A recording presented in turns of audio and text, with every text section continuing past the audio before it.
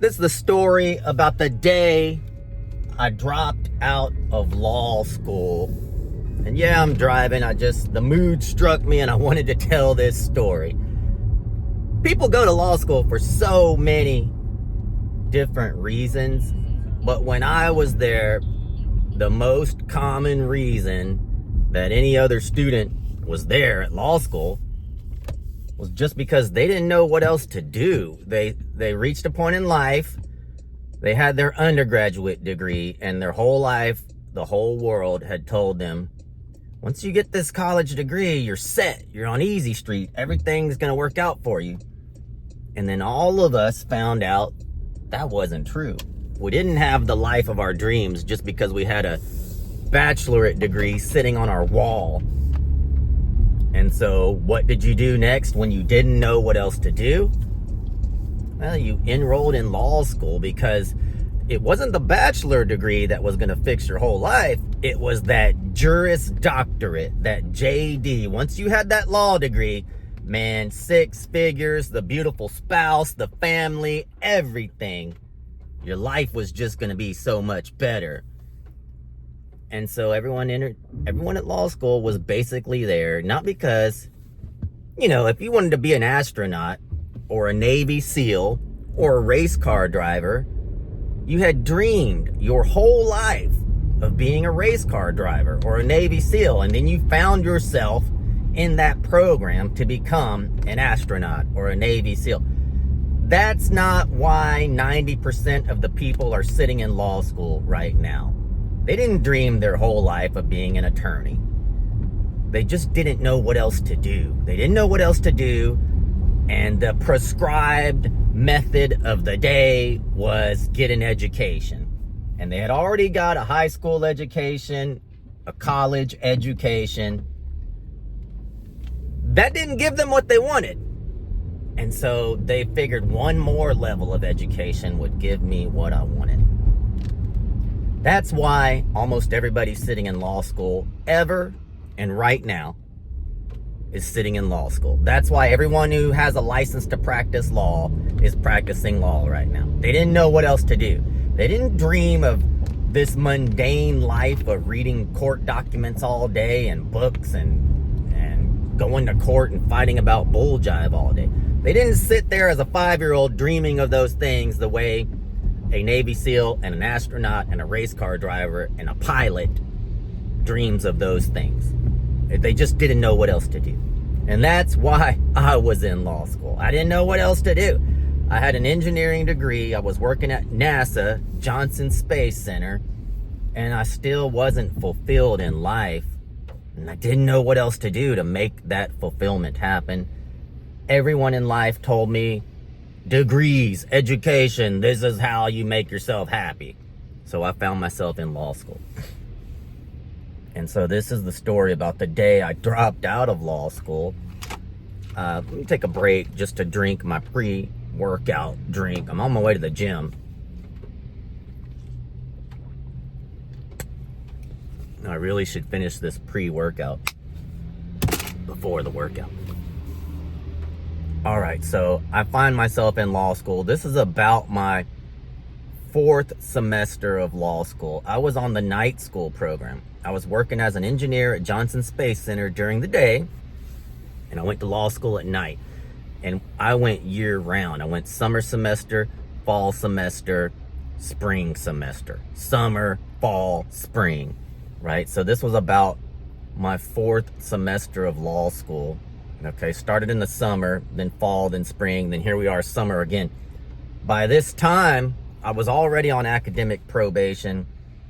I wasn't doing well in law school. I wasn't having fun in law school. I didn't like what I was studying. It didn't interest me.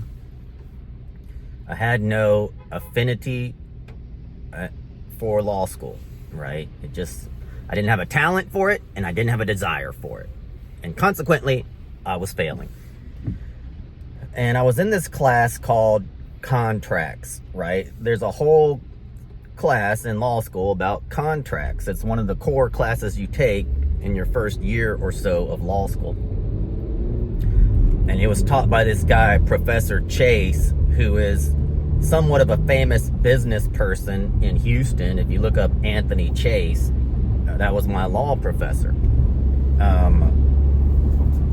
And his class was very different than some of the other classes. It was one of those classes where you had to stand up. He would call on you and you had to stand up and answer the question.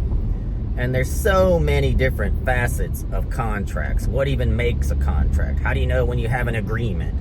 How did you know what you agreed on? Like, so much to study in the realm of contracts. And this class didn't really interest me. If I had any interest in it at all, it was that I always considered myself a business person, and contracts are a huge part of business. Now, my favorite class in law school was this class called Business Organizations, and I killed that class. I 4.0'd it, and people used my outline for years after that to study for that course, but that's another story. As far as contracts went, we got to the end of the class and I was just like, what the heck did I learn in this class? I got the final coming up. I'm on academic probation. I need to do well on this final or else I'm going to fail out of law school. And I've never failed out of anything. But holding down a full-time job at Johnson Space Center and going to law school, I was just falling behind, and by the time it got to the final, I knew I was going to fail. There was no way I could catch up. I could study enough to pass this final, right? And I had a decision to make. Do I go in there and fail? Do I just not take the test at all and drop out? Heck, I'm already a nuclear engineer at Johnson Space Center. Well, what more to life is there? You know, this was my thought process. And I remember before every final, people would be cramming, last minute cramming on campus. And I remember walking into one of these study rooms and there was about 4 of my friends at law school studying. I distinctly remember my friend Dave McClard studying for that final. Lost touch with Dave over the years. I really wonder what he's doing. And I remember my friend Kay, who got me my first real lawyer job out of law school. She was studying for that final in that room, and a couple other people who I can't remember at this time. But I remember they're all frantically cramming because the way the guy, Professor Chase, taught this class was just different. It was different than what we had experienced that far, and a lot of people had trouble learning using that particular method of teaching, including me. And I saw all of them frantically studying, and I thought to myself, man, if they don't know it by now, there's no way in the next 30 minutes I'm going to be able to cram for this test. So that's it. I'm done. I'm dropping out of law school. And I just laid down on the floor in that study room, crossed my legs, crossed my arms over my shoulder, and just relaxed for a good 30 minutes while they crammed, knowing that I was done. I was done with law school. That's the moment I dropped out of law school. But then I decided, maybe I'll just go take the final. You know, I didn't study for it at all. No way you're gonna pass a law school final without having studied at all. But I'm just going to go in there and take the final. Why not? And it's funny that a lot of life is just showing up. No matter your level of preparation, a lot of life is just showing up. And it sounds so easy, but that is an incredibly high bar for the majority of people to attain, to just show up in life. And I did. I walked from that study room up the stairs to the classroom where we were having our contracts final, right? And Professor Chase handed out that final. And as soon as I opened it, I'm looking at this thing in amazement. It was some 200 multiple choice questions. Every question had like 2 pages of text that you had to read just to know what the question was.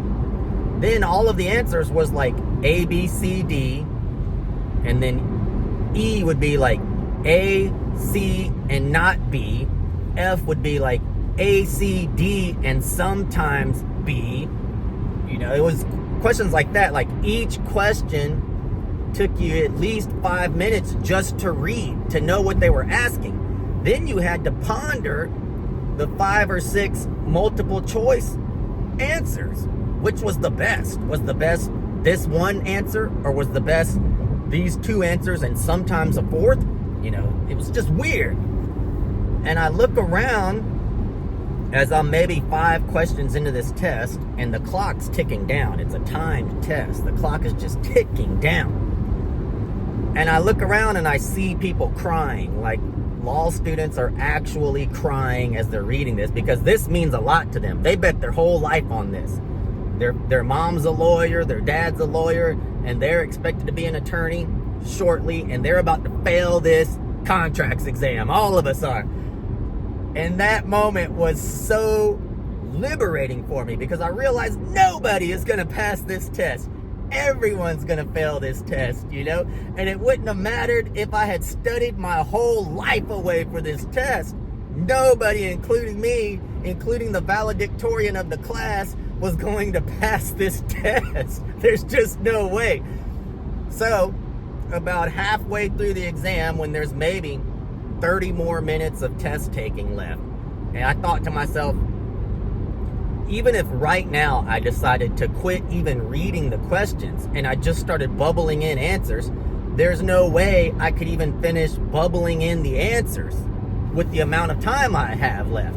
So that's all I did. I just started bubbling in answers, you know, just making sure I answered every question. At about the time the bell rang, time was up, was about the time I finished guessing / bubbling in my last answer. And I turned the test in, man. And then we all went on break. Like, that was the end of the semester. And then you got your grade in the middle of that break. It didn't take long, because Professor Chase didn't even have to grade the test. He just plugged it into a computer. The computer checked if you had the right answers, and then it spit out a grade. And, you know, everyone failed that test, and this is what my grade was. Just a second. Let me drink some of this pre-workout. I'll tell you what grade I got.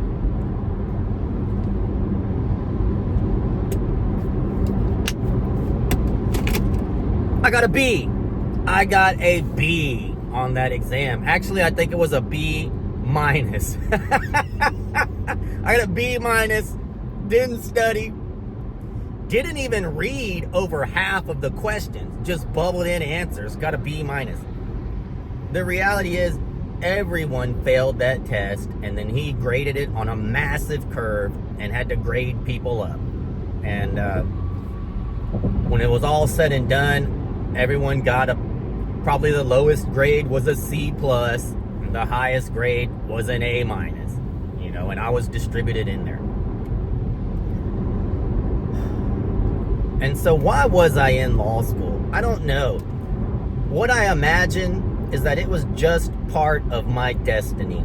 God had it in my life, predestined to go through law school and become a licensed attorney, and I don't know why. What I do know is I'm here with a law degree simply because I showed up. I did the best I could.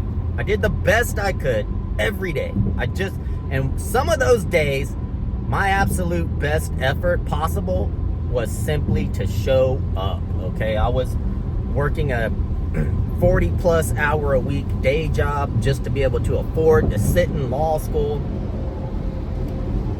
I had family issues. My sister died of cancer during law school. I just had a lot going on. And for that particular semester, my absolute 110% effort, the best possible effort I could give, was, man, put one foot in front of the other and show up today. That's it. That's all I got in me. That's everything I've got. And I think God reached down You know, he just reached down and pulled me up. I got you. I'll take it the rest of the way. Sometimes it's so important to get to the end of your rope. It's so important for your strength to run out so that God can show out in your life and take it from here. When you've reached the end of your rope, sometimes God can show up now in your life. Do not discount that. Go out there and give it everything you've got every day. Be the best you can. Do all that you can and just trust God to do the rest. Peace out, guys.